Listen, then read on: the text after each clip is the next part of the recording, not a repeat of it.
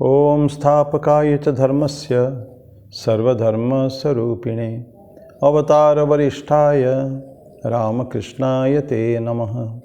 जननीं शारदां देवीं रामकृष्णं जगद्गुरुं पादपद्मे तयोः श्रित्वा प्रणमामि मुहुर्मुहुः। नमः श्रीयतिराजाय विवेकानन्दसूरये सच्चित्सुखस्वरूपाय स्वामिने तापहारिणे। भगवान श्री राम कृष्णदेव, जगत जननी माँ शारदा जी और स्वामी जी को प्रणाम करता हूँ। मेरे गुरुदेव पूजनीय स्वामी भूतेशानंद जी महाराज को मेरा प्रणाम और आप सभी को प्रणाम अर्पित करता हूँ। भगवद गीता के 52वां श्लोक लास्ट टाइम पढ़ रहे थे हम लोग, थोड़ा पहले से छोड़ा था मैंने। आज उसी से शुरू करेंगे, लेकिन एक भजन से करते हैं।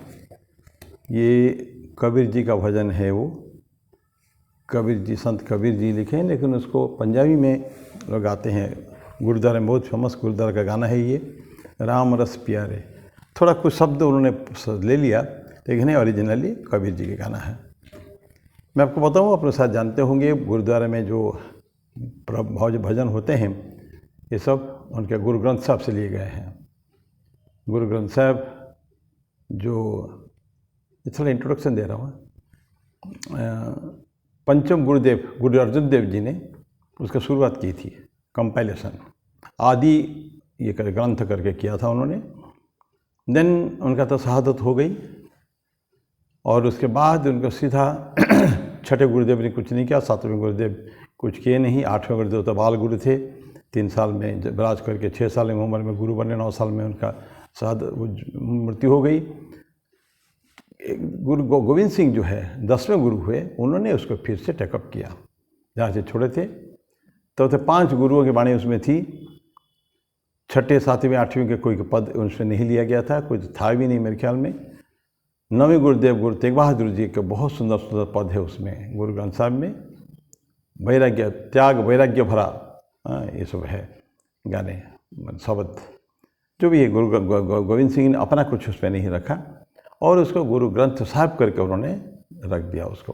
वो जो ग्रंथ बना भी 6 गुरुओं की वाणी, उसमें हिंदुओं की बहुत सारे संतों की वाणी है, मुस्लिम की वाणी है और कोई धर्म की वाणी है। तो इस तरह के एक बहुत 1453 पेज का एक ग्रंथ बना है।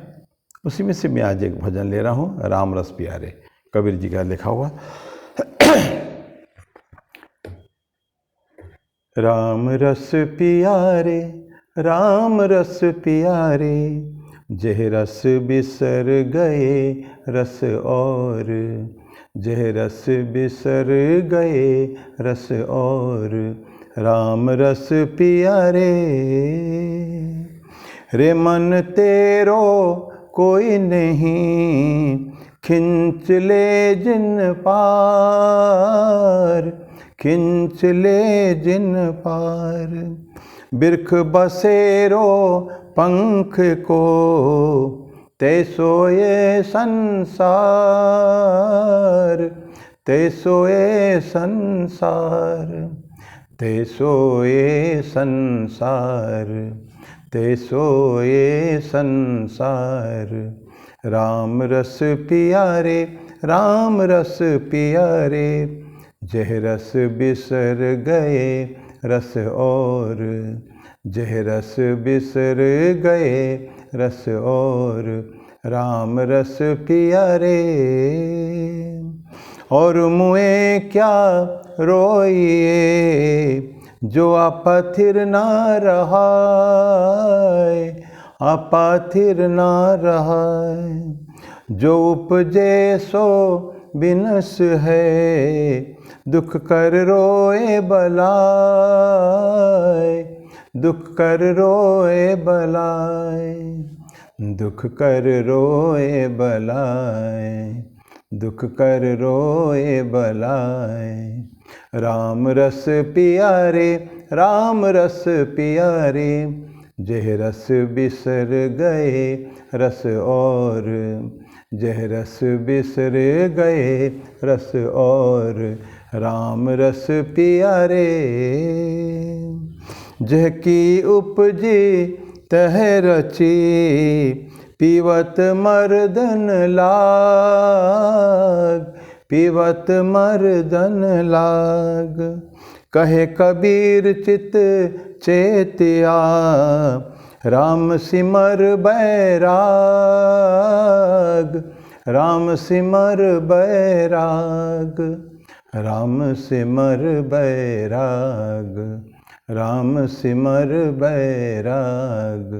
राम रस पिया रे, राम रस पिया रे, जह रस बिसर गए रस और, जह रस बिसर गए रस और, राम रस पिया रे,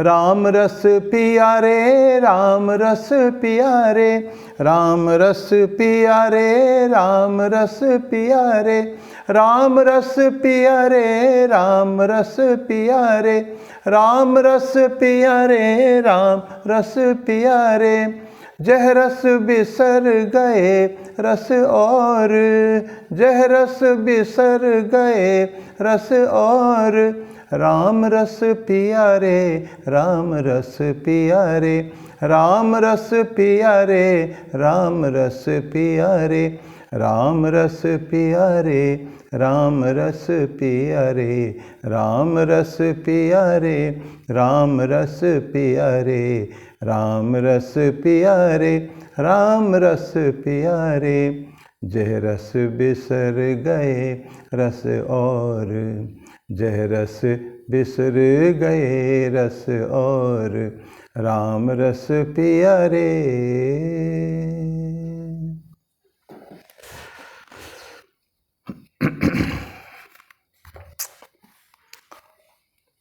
श्लोक नंबर 52 भगवद गीता अध्याय नंबर 18। विविक्त सेवी लघ्वासी यतबक्काय मानसः, ध्यान योग परो नित्यम वैराग्यम समुपाश्रितः। इसमें से विविक्त सेवी मतलब अकेला स्थान, एकांत स्थान को चुनने वाला, ऑलवेज एलोननेस जिसको लगता अच्छा, लघ्वासी कम खाने वाला, ऑलवेज उसका डिटेल डिस्कस किए हैं। जैसे जैसे उम्र बढ़ता है, जैसे जैसे मैच्योरिटी होती है, खाना पीना को कम करना चाहिए धीरे धीरे स्लोली। यतबक्काय मानसः, शरीर मन और वाणी इसमें बहुत कंट्रोल, सेल्फ कंट्रोल चाहिए उसके ऊपर, एवरीथिंग परफेक्ट कंट्रोल चाहिए। चर्चा की इस बार। ध्यान योग परो नित्यम वैराग्यम सम, ध्यान योग, ध्यान योग में प्रतिष्ठित रहना, मेडिटेशन योग। योग के ऊपर बहुत अभी तो पढ़ चुके हम लोग, व्हाट इज़ योगा, कई सारे डेफिनेशन दिए गए हैं, और योगी का क्या क्या उसका क्वालिफिकेशंस क्या है, एट्रीब्यूट्स क्या है योगी के, ये सब पढ़ चुके हैं। ध्यान योग पर नित्यम वैराग्यम समुपास, वैराग्यम विराग, वैराग्य उसको भी जीवन में प्रैक्टिस करना पड़ेगा। समुपाश्रित उसको हमेशा प्रैक्टिस अभी हमेशा करना चाहिए उसके भी, जो ऐसे करता है इसी की बात को कहते हैं वैराग्य। वैराग्य की बातें हम लोग साधारणतः डिस्पायसन मतलब संसार से विरक्ति का भाव है। जब अच्छा नहीं लगता कुछ ना, उस समय में पर्सन स्लोली ही withdraws himself from the society. समाज उसको अच्छा नहीं लगता बिल्कुल भी, यही बात पढ़े भी हैं हम लोग, थोड़ा चर्चा किएंगे उसके ऊपर। जब अकेला रहना उसमें आनंद होता है, उसको थोड़ा थिंकिंग खूब अच्छी तरह मेडिटेशन करता है, उसके ऊपर ध्यान, एक एक वाणी के ऊपर, एक एक शब्द के ऊपर, जो भगवद गीता उपनिषद कुछ पढ़ते हैं उसके ऊपर। ये कब संभव है? जब कोई अलोन, भीड़ के अंदर नहीं होगा। यद्यपि लोग कहते हैं कि समाज में रह के हमको भीड़ अवॉइड नहीं कर सकते हैं, भीड़ रहेगा, लेकिन कुछ का है बहुत ऐसे वंडरफुल कॉन्सेप्ट, बोलते हैं कि हम स्टे इन द सोसाइटी, समाज में रहेंगे, और work hands will always be in work, busy, will keep ourselves busy physically, but mentally mind should be always in that, heart and mind should be in isolation. But it is easy to be in, जो व्यक्ति बाहर भीड़ में रह के भीड़ में मग्न हो जाना, ये अलग बात है। और जो एकदम मेडिटेटिव स्पिरिट है, हमेशा एकांत में रहता है, उनकी बात भी अलग है, because he is always getting सब मिलता है एनवायरनमेंट, परिवेश जो हमेशा शांत परिवेश है, कोई डिस्टर्ब करने वाला नहीं है।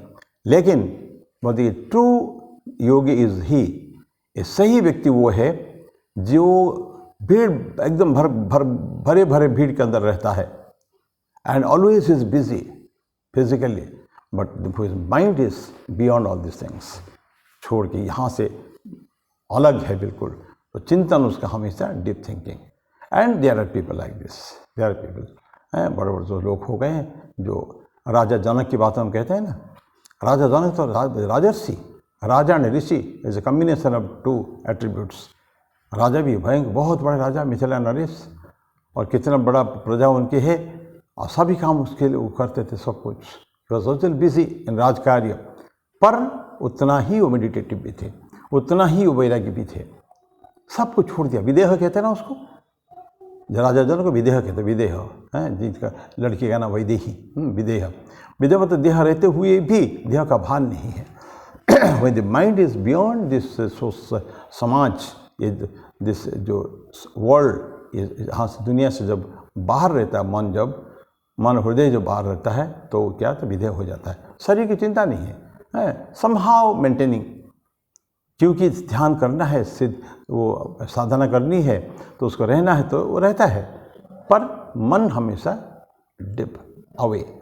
इस तरह के व्यक्ति जो है, ये समझ ठीक समझ में रहने के लायक लोग है। तो हम लास्ट में बात करते थे कि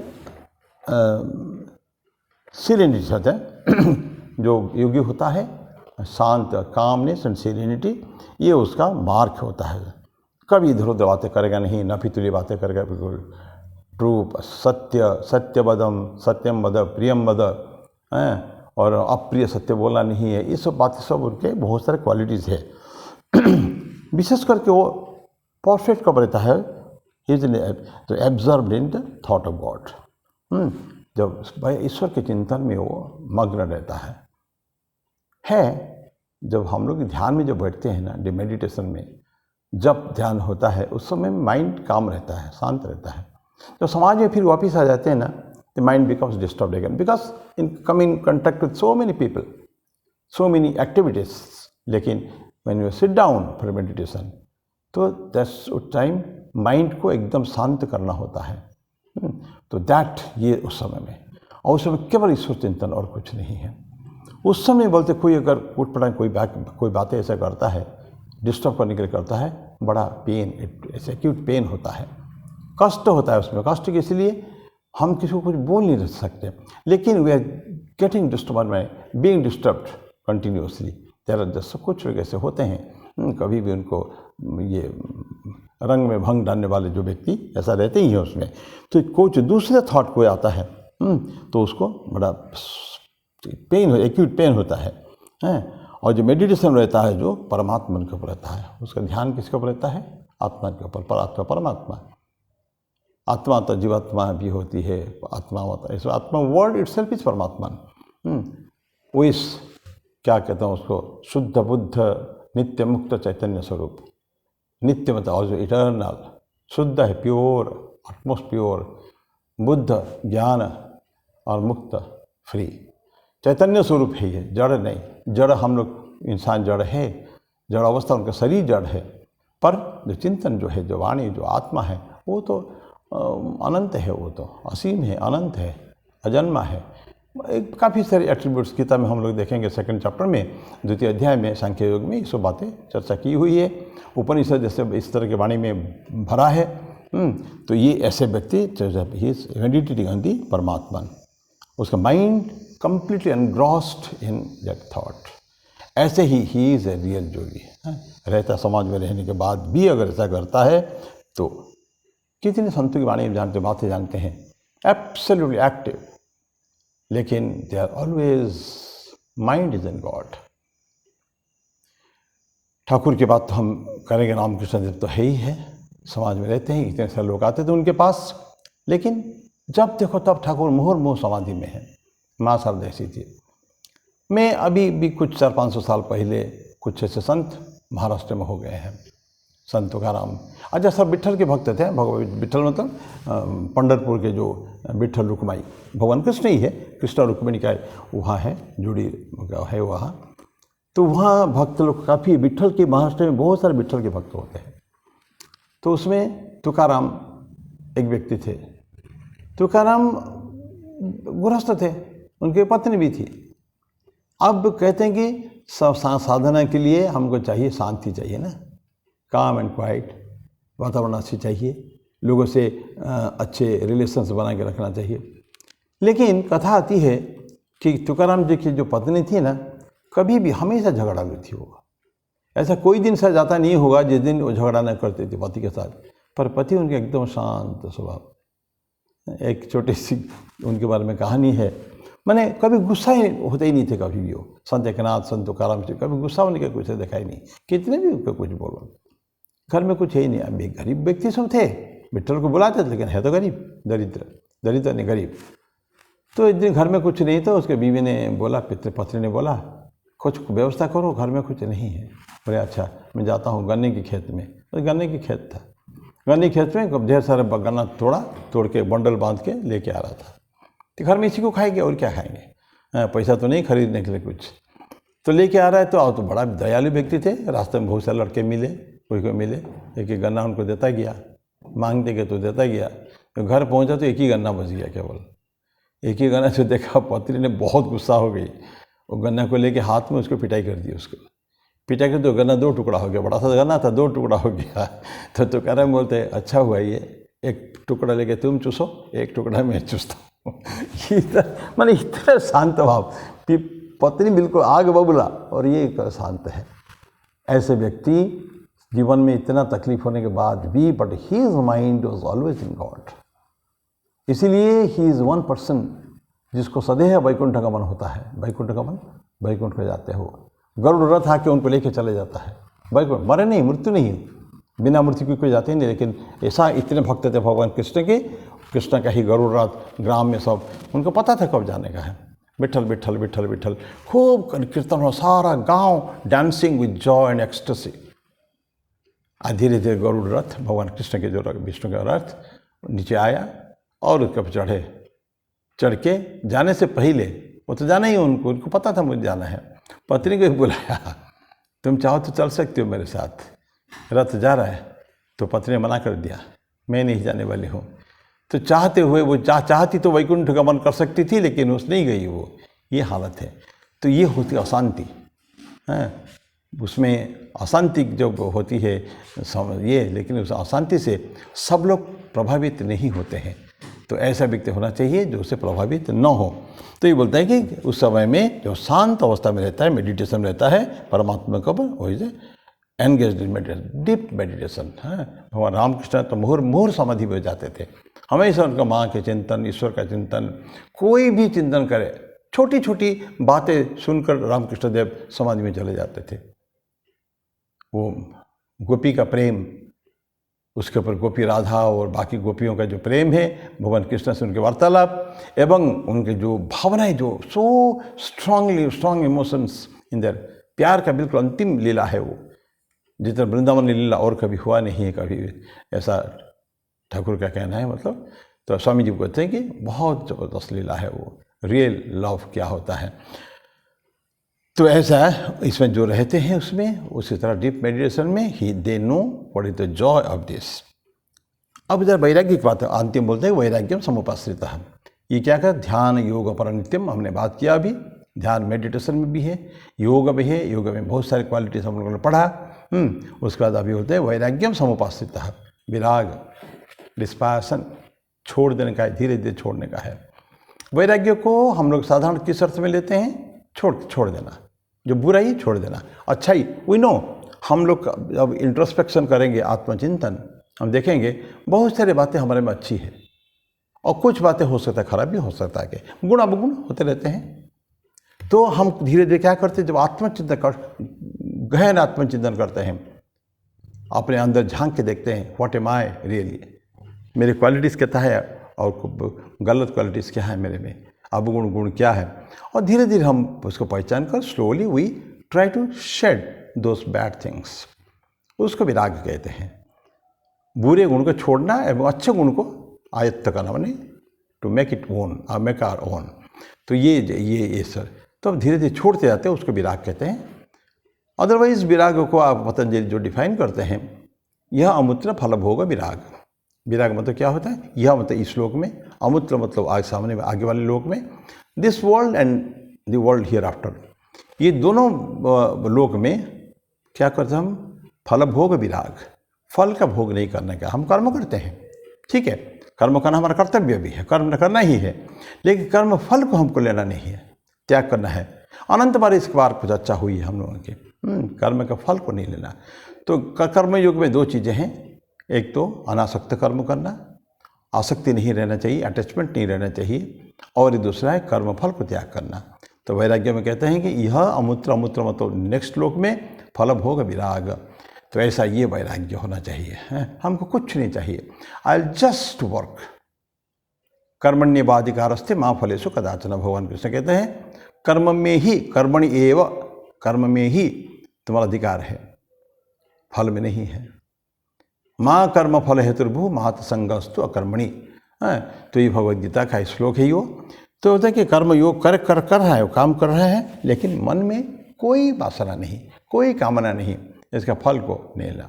इसे क्या कहते हैं कि फल को हम लोग को समर्पण कर देता है, ईश्वर को करना चाहिए। एक शांति मंत्र डेली हम लोग आते हैं, हर रोज़ बहुत घरों में गाए जाते हैं। कायेन वाचा मनसेन्द्रियर्वा बुद्ध्यात्मना वा प्रकृति स्वभावात् करोमि यद्यत् सकलम परस्मै नारायणायेति समर्पयामि।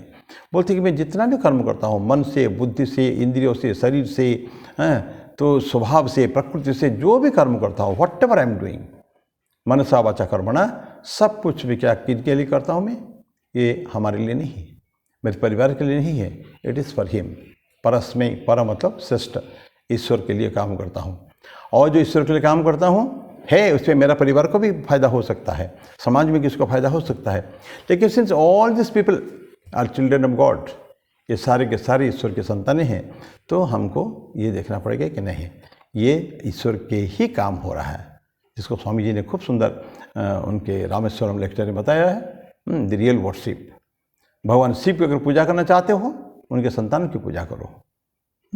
तो संतानों की पूजा करनी ईश्वर will be satisfied, because it is his creation. वो सृष्टा है, ये सारे क्रिएशन सृष्टि है, तो सृष्टा हमेशा सृष्टि का चिंतन करता है, इसको कैसे, how that will be perfect. तो कोई भी व्यक्ति समाज के लिए काम करता है तो उसके लिए ईश्वर उसमें बहुत खुश होते हैं। तो ये जो भावनाएं मन में हैं, तो मतलब ये सब कहते हैं कायेन वाचा मनसेन्द्रियर्वा, मनसा इंद्रियां सब शरीर में करते हैं, सकलम परस्मै, और नारायणायेति समर्पयामि, मैं इसका सारे फल जो क्या किसको समर्पित करता हूँ? नारायण को।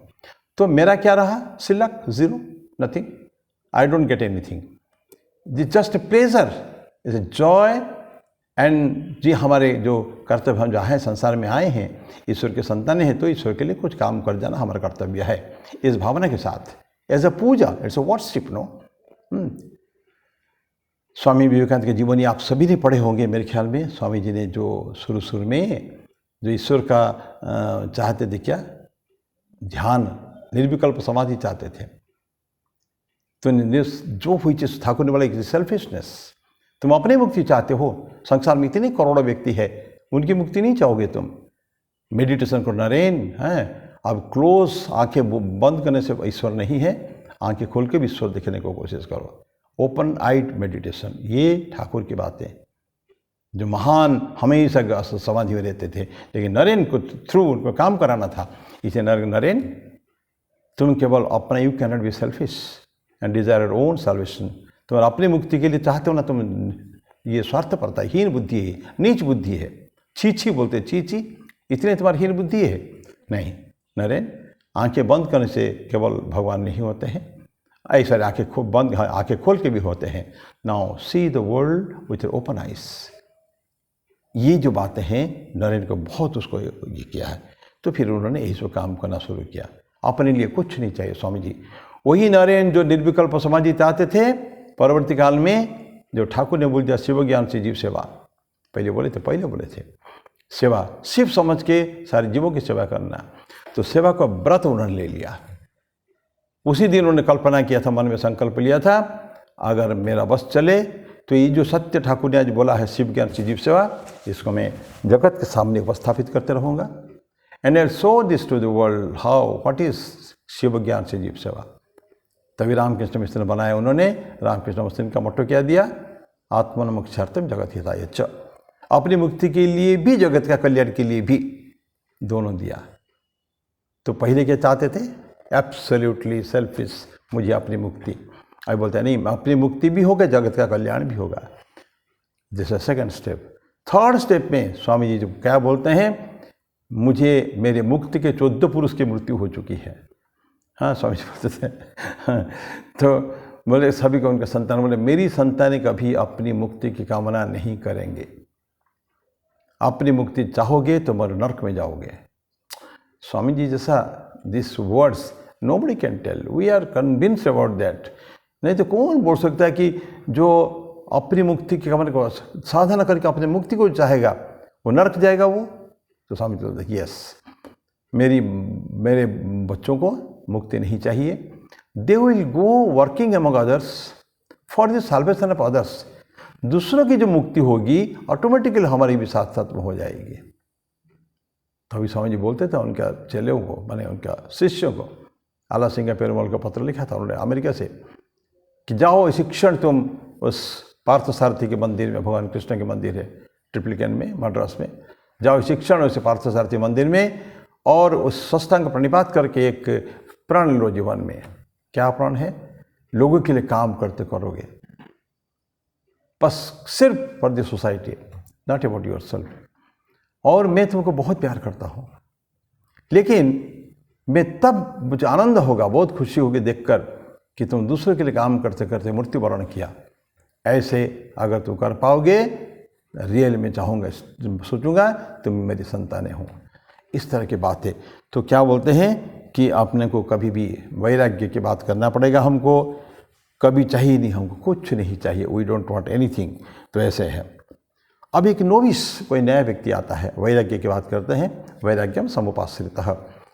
नोविस तो नए व्यक्ति होते हैं ना, तो वैराग्य प्रैक्टिस करते, कोशिश करते हैं, धीरे धीरे धीरे मन में रहता है यस मेरे को छोड़ना है, वैराग्य, विराग विराग विराग छोड़ना है, मेरे लिए कुछ नहीं रखने का है, nothing is for my self, is all for the world है, संसार के लिए है। तो क्या कहता है, डिस्प्रेसिंग को प्रैक्टिस करता है। इविल्स ऑफ सेंस प्लेजर्स कैसे करेगा वो? एक मन में लाता है कि भाई इंद्रिय भोग, उसके बारे में बात कर चुके हैं हम लोग बहुत बार। इंद्रिय भोग की क्या खामियां हैं, क्या कमियां हैं, उसमें गलतियां क्या है। Why we should not indulge in sense pleasure, इसको मन में लाता है। दैट मीन्स एक वैराग्य के लिए अपने मन में एक बात को उठाता है कि हमको अगर सेंस प्लेजर में हम मस्त हो गए तो फिर कभी भी साधना नहीं कर पाएंगे, हमारे आध्यात्मिक जीवन खत्म हो जाएगा वही है। तो उसी को ध्यान में रखते हुए वो क्या होता है, कभी कभी डिफ्लेक्शन भी होता है उसका, ऐसा नहीं कि हमेशा सक्सेसफुल हो पाता है, पर कोशिश करता है इसी बात को, इंद्रिय भोग की जो दुर्गतियाँ हैं, जो गलतियाँ हैं, खामियाँ हैं, उसको याद में रखते हुए ये हमारे जीवन में न हो। वो चाहता है कि कभी भी वो मन कभी उसके तरफ न जाए और साधना में मस्त होता है, इसको ध्यान में रखते हुए। ये कौन है? एक नया व्यक्ति, क्योंकि अभी तो कुछ किया ही नहीं ना उसने, लेकिन जो पास्ट मास्टर जो है, जो पहले साधना बहुत कर चुके हैं जो है, उनके लिए इट इज सो ईजी, कोई स्ट्रगल नहीं उनके जीवन में, क्योंकि वो जानते हैं कभी भी इंद्रिय भोग के लिए कोशिश भी नहीं करेंगे। इंद्रिय भोग अगर वो कभी भी कोई काम करते रहें और अगर फल उसको अच्छा मिलने वाला है तो फल को कभी कामना ही नहीं करते हैं। उनके लिए मेरा existence is only for the world, that's all. ये समर्पण का भाव पूर्ण है। मैं कुछ नहीं जानता हूँ, मैं कुछ कर भी नहीं रहा हूँ, कर भी नहीं, एवरीथिंग गॉड डस। भगवान कृष्ण कहते हैं ना, सब कुछ मैं ही तुमसे कराता हूँ, तुम मेरे शरण में आ जाओ। मनमना भव मद्भक्तो मद्याजी माम नमस्कुरु, ये सब देख के भगवान कृष्ण बोलते हैं।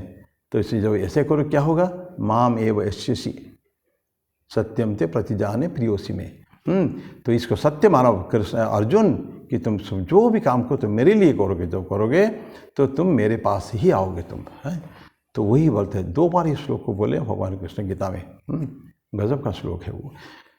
थोड़ा सा केवल सेकंड लाइन में थोड़ा सा फर्क है, बाकी फर्स्ट लाइन में मन मना भव मद्भक्तो मद्याजी माम नमस्कुरु, तो मेरे भक्त बन जाओ, मेरे शरण में आ जाओ, मेरे को नमस्कार करो, इत्यादि इत्यादि, हैं, ये तो भगवान कृष्ण बोले हैं।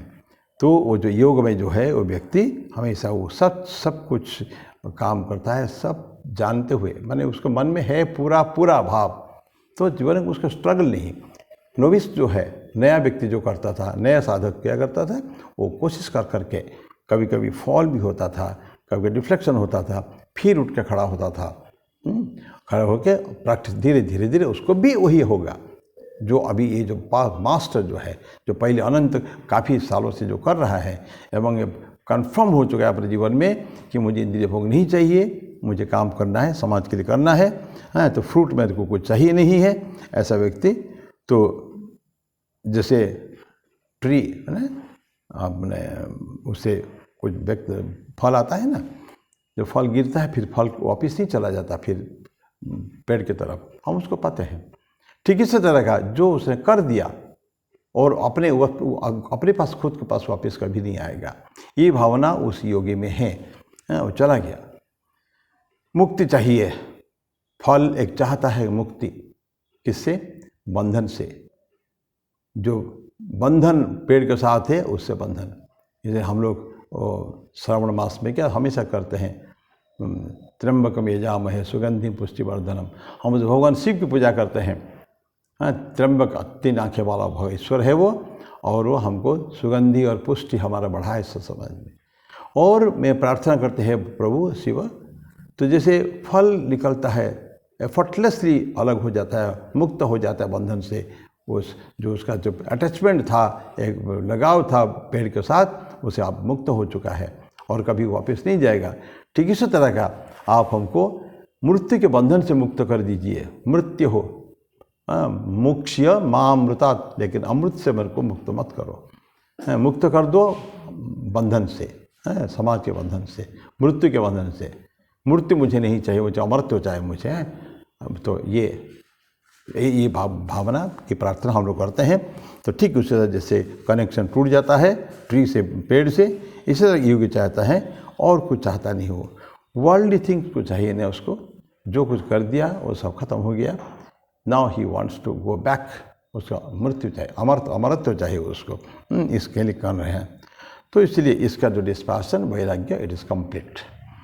एफर्टलेसली ने जो पहले नोविस एक नया व्यक्ति जो आता था, वो उसको थोड़ा समय लगेगा, धीरे धीरे वो भी प्रैक्टिस करके वो भी विशेष स्टेज में पहुंचेगा, जिस स्टेज में हम जो अंतिम में बात करते हैं, जो मास्टर्स जो है इन योग एंड मेडिटेशन, उनके लिए कोई प्रॉब्लम नहीं। दैट्स सो ईजी है ना, हम जैसा सांस लेते हैं हमारे इजीली, जैसे पानी पीते, भोजन करते हैं, कुछ चलते फिरते हैं, वो सारे हमारा सब शरीर का जो क्रियाकर्म इजीली हो रहा है, हमको कुछ उसके लिए मेहनत करना नहीं पड़ता है।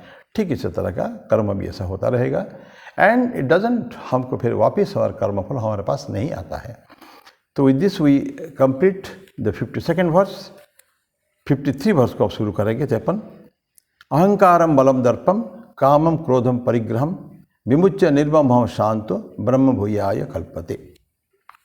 अहंकारम बलम दर्पम, क्या होता है? अहंकार बल, बल मतलब कामना तथा आसक्ति से युक्त शक्ति, वो बल है।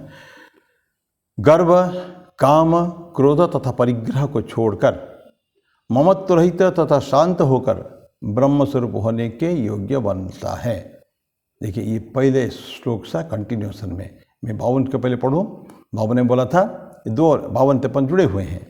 एक 52 में एकांत देश का सेवन करने वाला, हल्का भोजन करने वाला, मन वाणी और शरीर को वश में करने वाला, नित्य ध्यान योग परायण तथा वैराग्य आश्रय लेने वाला, वैराग्य का आश्रय लेने वाला होकर, अभी 53 में अहंकार, बल, गर्व, काम, क्रोध तथा परिग्रह को छोड़कर ममत्व रहित तथा शांत होकर ब्रह्म स्वरूप होने का योग्य बनता है।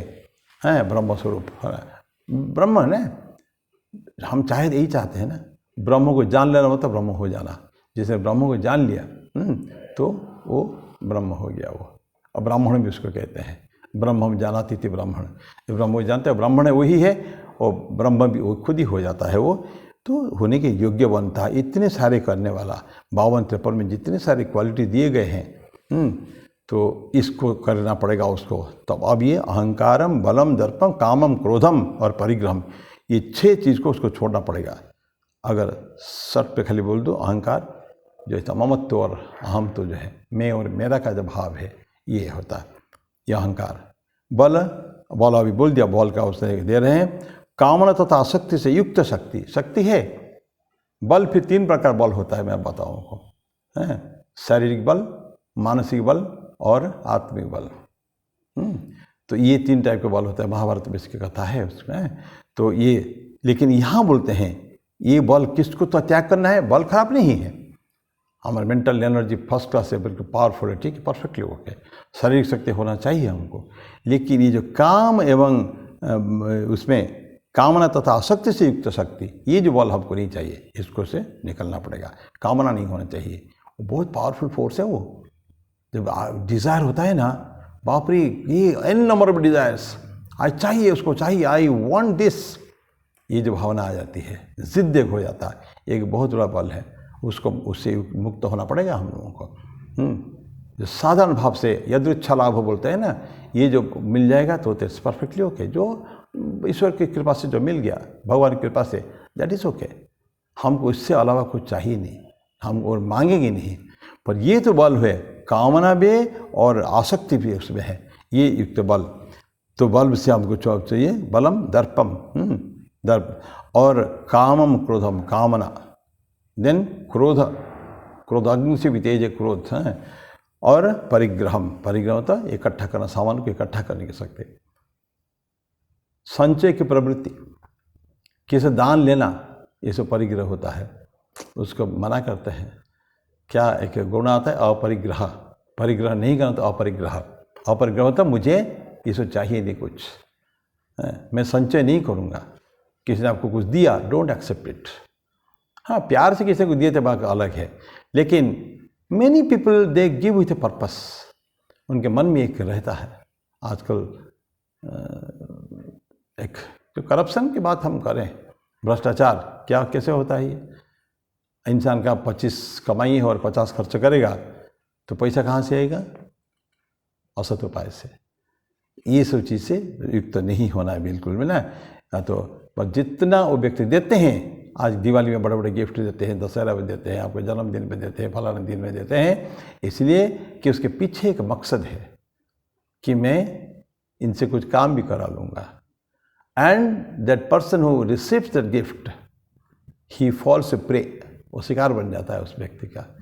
उसका मन में एक कहीं एक उसके प्रति रह जाता है, थैंक्स गिविंग जिसको कहते हैं ना, वो रह जाता है। इसीलिए बोलते हैं कि जितना सामान, छोटी छोटी भी चीज़ें क्यों ना हो, लेना नहीं कहीं से भी। ले तो हमारे मन का एक छोटा सा टुकड़ा उसके पॉकेट में हम लोग रख देते हैं। एंड ये मन जब बिखर जाता है, तो इस मन के, हिंदी में एक गाना था, इस दिल के टुकड़े 1000 हुए, कुछ यहाँ गिरा कुछ वहाँ गिरा। तो मन के भी उसी हमारे टुकड़े हो जाएंगे, कहाँ कहाँ किस किस के जेब में पड़े हुए हैं, कोई ठिकाना नहीं है।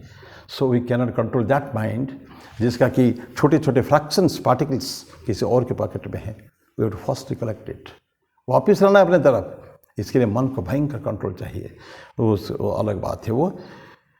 तो परिग्रह में इसको विमुच्य छोड़कर निर्मोह मेरा वाला चित्त नहीं रहेगा, शांत रहेगा, तो ब्रह्म को पाने के योग्य हो जाएगा। तो ये खाली मीनिंग पढ़ लिया मैंने, तो इसको हम समाप्त करते हैं, अगले बार फिर हम चर्चा करेंगे। तो ये 53 श्लोक का खाली मीनिंग पढ़ के मैं समाप्त करता हूँ। इसको अगले साल क्लास में उसकी पढ़ाई होगी। ओम शांति शांति शांति। हरि ओम तत्सत। श्री राम कृष्णार्पणमस्तु।